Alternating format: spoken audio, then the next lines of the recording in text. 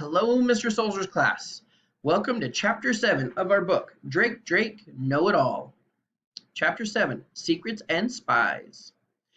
I learned a lot during that week before Christmas vacation. I learned about the science fair and the grand prize. I learned that Mr. Lenny Cordo did not work for a circus.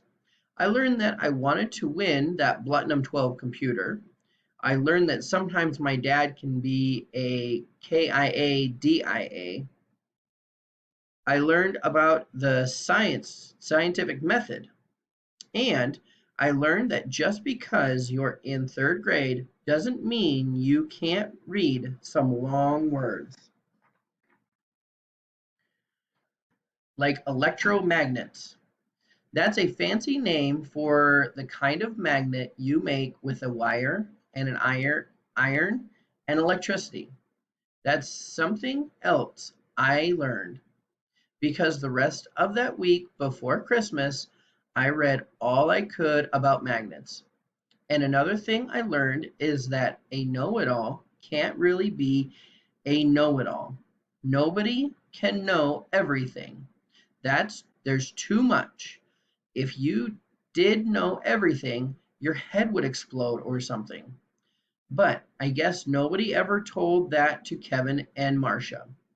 They really wanted to know everything all the time. But there was something they didn't know. They knew they didn't know it. They didn't know what my science project was. At first, Kevin tried to pretend he didn't care. The day before vacation, we had to turn in our permission slips. Mrs. Snavin told us to bring them to her desk. I stood up and Kevin got in line right behind me. I could see he did it on purpose. Kevin tapped me on the shoulder. When I turned around, he gave me this fake smile and said, "So, Jake, what are you doing for your project?" I said, "I don't think I want to tell anybody." He said, "Why not? It doesn't matter if people know. I'm doing mine on ants." Kevin stared at me with his pale blue eyes. He didn't blink. He was waiting for me to tell, especially since he had just told me what his project was.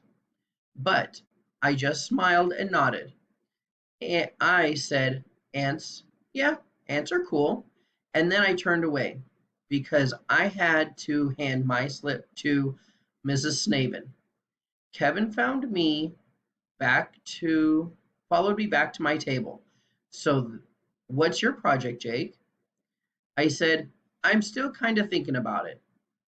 Kevin said, "So, what is it? What are you thinking about?" I said, "I'll show you at the science fair." Kevin pressed his lips together and made a mad face. Then he walked back to his own table. "You see, I'm a good secret keeper. 2 years ago, Abby broke a little china statue my mom had on a shelf. Mom loved it because she said it looked like Abby. That's why Abby loved it too."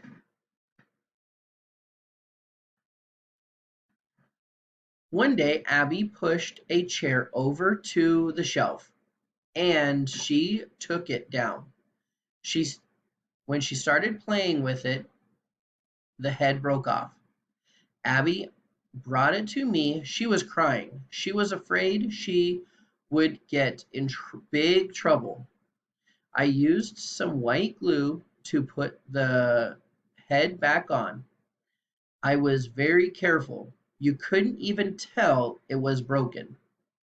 I put it back on the shelf, and I promised I would keep it a secret. And I did.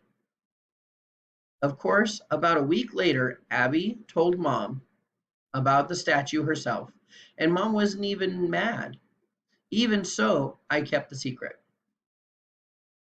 And then there was the time a friend of mine was at the YMCA camp with me. In the middle of the night, he woke me up and whispered, "Jake, I wet my bed. What should I do?" That's the kind of thing a kid can get a bad nickname for. So I helped him get the sheet off his bunk. It was a plastic mattress, so that was good. I got my extra sheet out of my trunk and we put it on the mattress. Then we stuck the wet sheet under the bed and went back to sleep. No one ever found out, and I never told. And don't even try to guess which friend it was because I'm not telling. Ever. It's a secret. So I decided my science fair project was going to be a secret too. Why not? Why tell anybody? Especially Kevin Young and Marcia. She never asked. She just snooped and she was lousy at it. It was like I had radar. I could always tell when Marcia was trying to spy on me. So I let her see me work. I let Kevin see me work too. It was during our library period. On the last day before vacation, I let Marcia see me check out a book on snakes. Then I let Kevin see me look at stuff about sharks in the encyclopedia. Then I used Encarta to look up an article about weasels, and I left it on the computer screen a long time. I even took some notes, and Marcia saw me. Then, 10 minutes later, when Kevin was waiting at the printer, I printed out this article about rodents with a big picture of a rat. Then I went to get it. Kevin handed it to me with a smile, and I smiled back. Near the end of the library time, I saw Kevin and Marcia whispering together. They looked like they were arguing. Kevin probably thought my project was about rats and sharks, and Marcia probably thought I was studying snakes and weasels. They didn't get my joke. What I did was study them. And I had discovered that Kevin reminded me of a cross between a shark and a rat, and Marcia was like a snake and a weasel. What they didn't know was that in the bottom of my backpack, down in a safe, dark place, I had three great books all about magnets, magnets you can make, and winning science fair projects. And those three books were enough to help me win my new computer. Because the best thing I learned that week before vacation was this: to be a good know it all, you don't have to know what anybody else is doing, and you don't need to know everything. You just have to know enough.